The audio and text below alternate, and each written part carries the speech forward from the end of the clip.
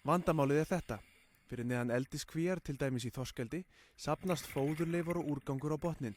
Ef eldi mikið eða straumar ekki sterkir, getur myndast þykkt lífana teppi úrgangs sem þá í raun mengun þó lífræn efni sé að ræða. Meistaranemi í haf- og strandsvæðastjórnun við Háskólasetur Vestfjarða á Ísafirði með tillöguða lausn. Aðferðin hefur verið notuð í heitari sjó en ekki verið reynd í köldum. We constructed two artificial reefs and we deployed them below one of this net and another one in a control site.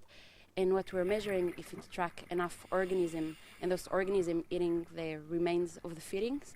Refunum var sökkt í vor við eldiskvíar Álfsfells í Skutulsfirði og mun Dafna fara alls 10 sinnum í köfunarleiðangra til að taka sýni. Bæði kannar hún smávörur en hún telur einnig stærri fiska sem í námunda. Fyrstu niðurstöður benda til að rifin geri það sem þeim ætlað og auki fjölbreytni lífríkisins. En kostirnir eru fleiri. Gervirif sem bæði geta verið heimatilbúin eða úrelt skip sem sökkt við kvíarnar geta verið aðdráttarafl fyrir ferðamenn.